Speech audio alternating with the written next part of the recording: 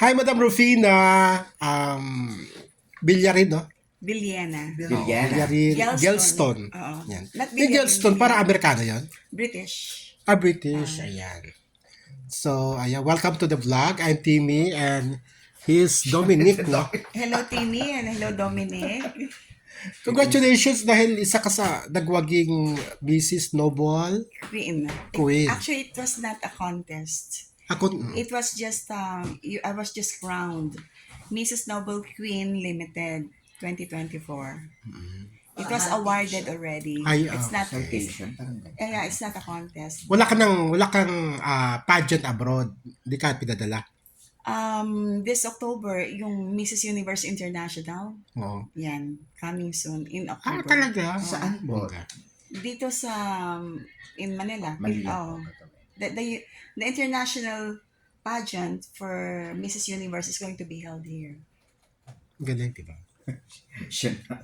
You know Charo Santos. I'm sorry. Mrs. Charo- Universe, yung kay ano yun? Laude, Kay Charo. Laude. Oo, siya Kay- yung Miss Universe. Yung may pinapakita mo kanina. kay Obet? Sumama. Hindi. Yung pinakita, that's entertainment. That's Oo. it. Obet Recalde, hindi. No. No. Kay Patricia pa din. Charo Laude. Chari Laude. Oo. Kaya na din namin.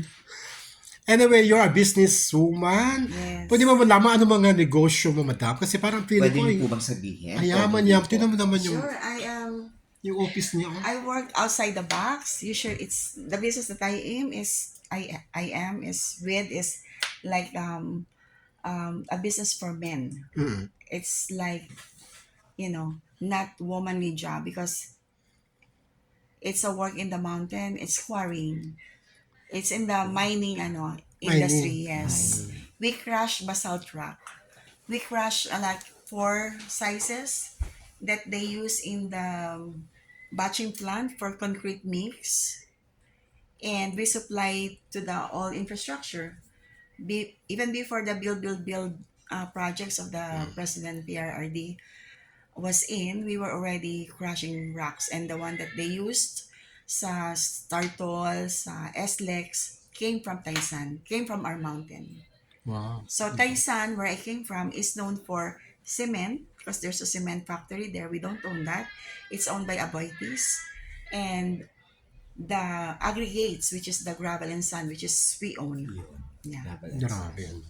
Kasi pag yung pinakak nila, nagiging gravel yun yata. Gravel na yun. Oo. And then aside from that, meron kang resort sa Batangas. It's a family resort, family Family owned, resort. yes. We don't rent it out. We use it for PR. Like we accommodate friends. Like Friends. usually PNP people, they do their team building. The ENR people, they do their team building. Friends, family, and whoever wants to go, it's for free. Taray. Wow. Tsaka Tsaka ikaw ay- outing. Ayun na doon na. Mamali. Lubo Batangas, di ba? Doon kami, nag-outing kami, kilala niya kami.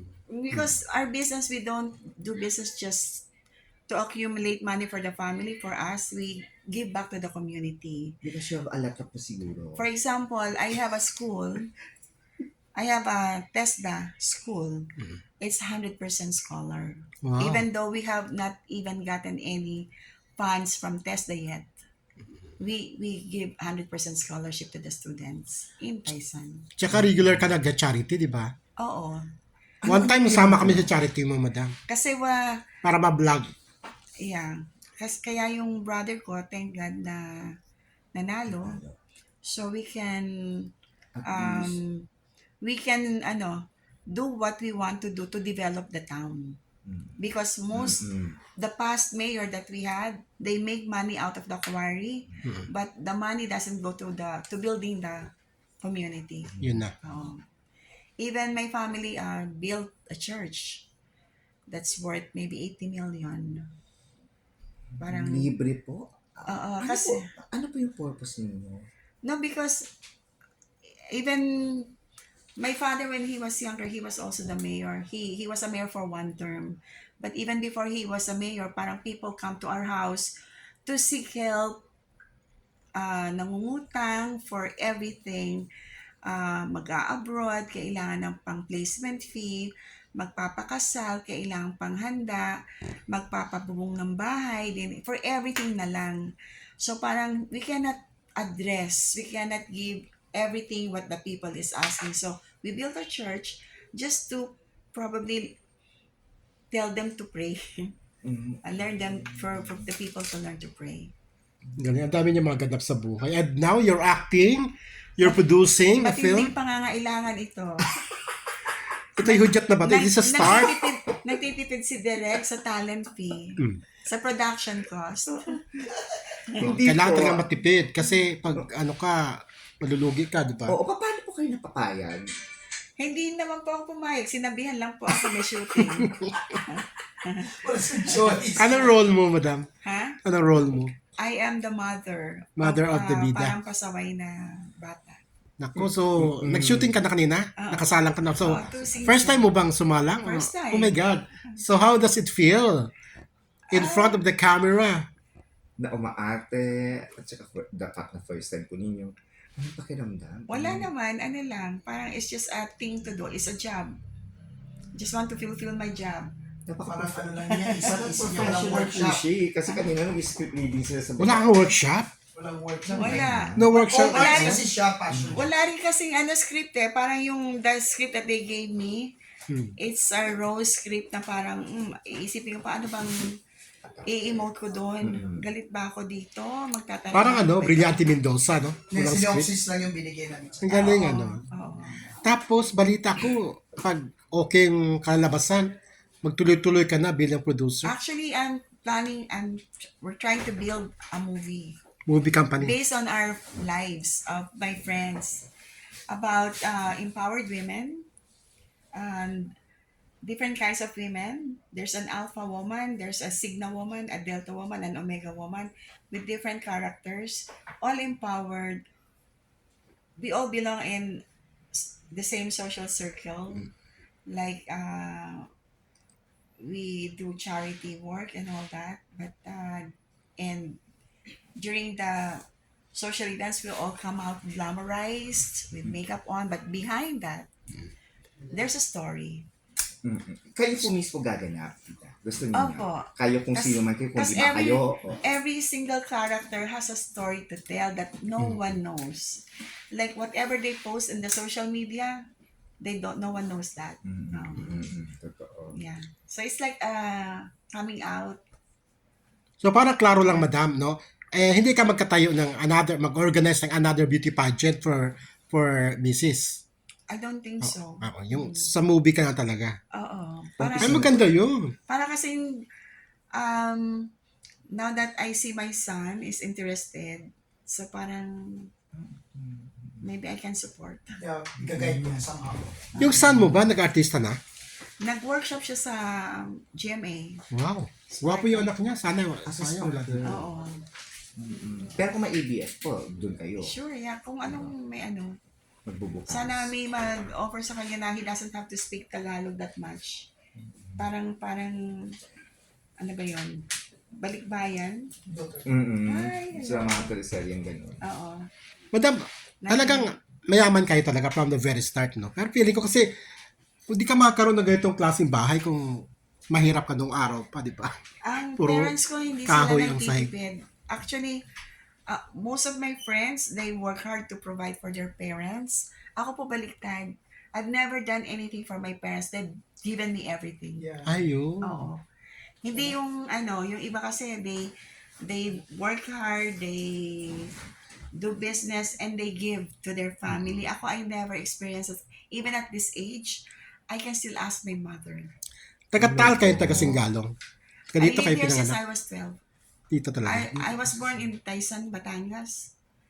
But I moved here since I was 12 because my parents believed that I should go to a good school here in Manila. So they sent me to PWU. Wow. Philippine. Oo. Madam, kung gagawing pelikula or maalaala mo kaya or sino ang gusto mong gumanap sa buhay? Sa buhay ko, hindi ko pa maisip eh. Alice Dixon, di ba? Kamukha niya. Sa mga sa Oh, di ba? Parang luwang-luma naman si Alice. Ha? Lumang-luma naman. Alice Hindi, Dixon. parang ka-age ko Ah. yan. Or mas matanda. Mas bata Hindi, ka gusto mo. pag gawin sa Bea. Bea.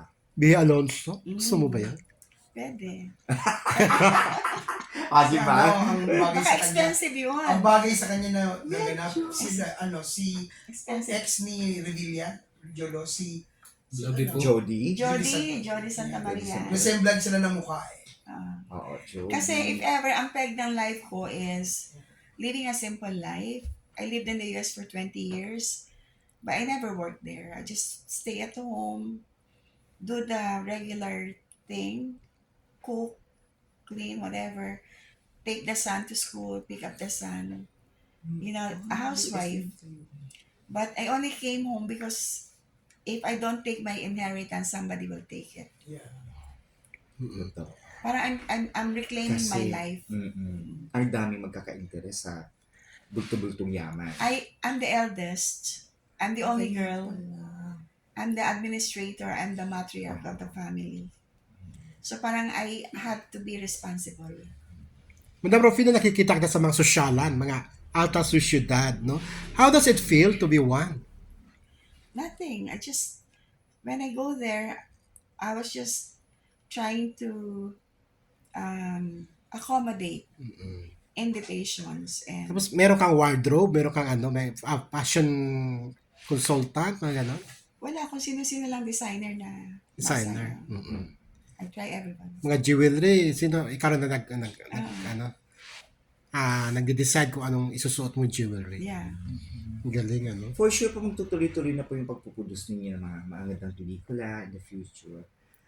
May mga director na rin po kayong sa isip ninyo na gusto niyo makatrabaho o gusto niyo makita sa mga shooting days niyo, gano'n. Hindi ko alam kay Direk Lito. May nabanggit na si Direk eh. Joel Ay, si Mama Luis. Liz. Direk Joe, ano na. So, ano yung next project mo? Parang ano yata to? Parang pang bibawag ba? Series. Advocacy. Inaano pa, no? Ina-arrange pa. Still in the making. Ayan, so, Madam Rufina, ano mo yung mga amigas mo na abangan ka sa mga ano mo? Mga future... May fashion show siya tomorrow. may fashion show ka? Yeah. At saka yung charity mo, kailan ba yun? Tomorrow, I'm working for Manila International Fashion Week. Yeah. Oo I'm nga, working bukas for na. Fashion Week. Marjorie Redder. She also one of the producer ng Elias and Magic Boy sa Cebu and US. And San Francisco. San Francisco. Producer. So I'm trying, I don't know how I got into this, but I'm now into producing movie, concert. Concerts, films. So siguro, this is like a way of diversification. Ikaw din yung magpuproduce sa concert ni Elias sa abroad? Co-producing. Oh my God! San Francisco. So ayan, ano mo, i-invite mo yung mga tagaan. Saan ba siya mag-show? Redwood, San Francisco. Redwood. Redwood City. Parang series yata yun. Parang, There's a California show. I think Houston. The last 2 weeks of September. bakit sa lahat ng mga artists, si Elias ang gusto mo? Trending. Kung ako Trending, ano? It's just Siya in demand. it's just a business thing. Oh yeah. Samantalahin yung ano They asked me niya. to produce. At saka, she's trying to invest. Pero syempre, may in personal ka rin variants ano. of- May personal ka rin ano. Anong variants. nagustuhan mo sa kanya? Kasi kung talent lang, ang daming talent eh. Why are you asking me that question? Next question, sir. Parang wala na akong question ba? Oo, kailangan na daw Thank you so much sa Madam Thank Rufina. you po. Gelston. Napakaganda, oh. Gelston. Just, Gelstone. Para siya mga Chachilayan, Just DP, mga Maria Isabel Lopez. Mga ano, di Sir Verdadero, mga ganun. Sophisticada. Pinis sa pinis. Best na Pinas. Everybody likes her. Everybody likes her. Tsaka yung artista si ano, Pinis na pinis. artista ng ano, ng 316. Yung magaling mag-scriptwriter. Queen? Ay, Bella Hindi, Padilla. medyo matanda na pero ano, magaling ma-art yan. Anyway, Tama. thank you so much, madam. Thank you And so good luck much. sa papasukin mong endeavor. Yes, thank you so much for Another, that. another milestone for you. Diversification. Ready ka na ba gumastos ng gumastos? Hindi siya gumastos, hindi siyang kumita. Hindi Oo, naman syempre, siguro. no? Vice versa. ROI niya Optimistic dapat. dapat. Thank you po. Yeah.